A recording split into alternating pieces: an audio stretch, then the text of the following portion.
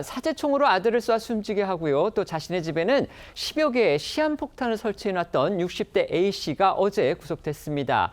하지만 범인이 당초 아들만 노렸던 건지 일각의 추측처럼 이혼을 둘러싼 가정불화가 이 끔찍한 범행의 동기였는지 풀리지 않은 의문점들 여전히 많습니다.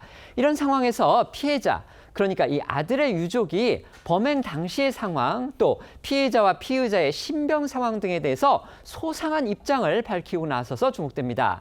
가장 충격적인 건요, 범인이 사건 당시 현장에 있었던 며느리와 또 손자 2명, 아들의 지인까지 살해하려고 날뛰었다는 아주 생생한 증언이 나온 겁니다. 이 내용부터 소개해 주시죠. 네, 이번 사건과 관련해 유가족 측이 일부 언론사를 통해 밝힌 입장문에서 범행 당시 상황이 생생하게 전해졌습니다. 유가족에 따르면 범인은 자신의 생일 파티를 마치고 가족들과 케이크를 먹던 중 편의점에 잠시 다녀온다며 나간 뒤 총기가 들어있는 가방을 들고 돌아오자마자 아들을 향해 총을 2발 발사한 뒤 아들의 지인에게도 2차례 방아쇠를 당겼지만 불발됐다고 합니다. 범인은 이후 아이들을 피신시키고 숨어있던 며느리가 잠시 총을 맞은 남편을 구하려고 방 밖으로 나오자 소리를 지르며 추격했고, 이 며느리는 다시 아이들이 숨어있던 방으로 피신해 방문을 잠궜습니다. 이러자 범인은 여러 차례 문을 강제로 열기 위해 시도했고 며느리에게 나오라고 위협까지 했다는데요. 이렇게 실랑이를 하는 사이 며느리가 119에 신고했고 신고 사실을 알게 된 범인은 곧바로 도주한 것으로 알려졌습니다.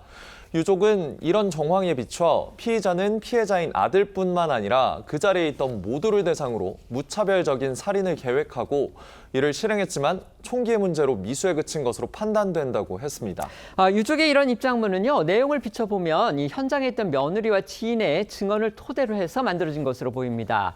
정말 공포 영화가 따로 없다 이런 생각이 들 정도로 충격적인 상황인데요. 이런데도 범인은 아들만 살해하려고 했다 이렇게 강변하고 있다고 합니다. 그렇습니다. 이 피의자 A씨는 앞선 경찰 조사에서 아들만 살해하려고 했다면서 유가족 입장과는 다른 주장을 한 것으로 전해졌는데요.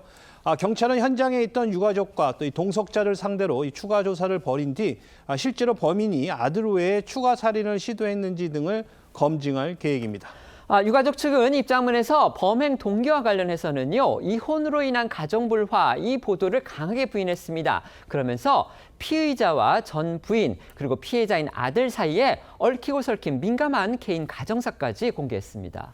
유가족 측은 먼저 이 사건은 피해자가 주도 면밀하게 계획하고 아무런 잘못이 없는 피해자를 가족들이 보는 앞에서 무참히 살해한 사건이라며 피의자에게는 참작될 만한 그 어떤 범행 동기도 있을 수 없다고 했습니다. 유족들은 그러면서 피의자와 전 부인은 25년 전쯤 피의자의 잘못으로 이혼했지만 전 부인은 이혼 당시에는 아들에게 사실을 알리지 않았으며 아들이 혼인할 때까지 피의자와 사실혼 관계로 동거하면서 헌신했다고 밝혔습니다. 전 부인은 8년 전쯤에야 아들에게 이혼 사실을 알렸지만 피의자에게는 이혼 사실을 아들이 알고 있다는 걸 밝히지 않았다고 하는데요. 때문에 피의자가 이혼에 의한 가정불화로 범행을 저질렀다는 건 근거 없는 주장에 불과하다는 겁니다.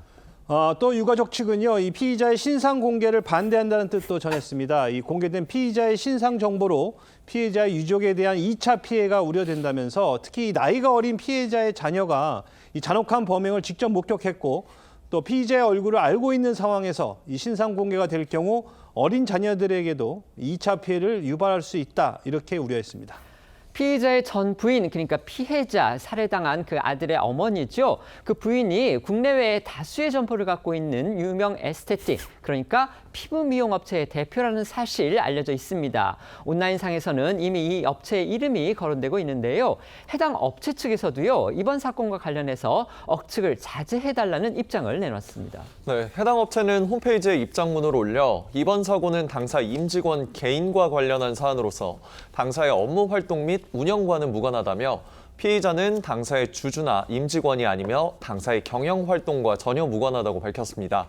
그러면서 이번 사고와 관련해 당사를 둘러싼 추측성 보도나 의혹들이 더 이상 확대 생산되지 않도록 협조를 부탁한다고 당부했습니다.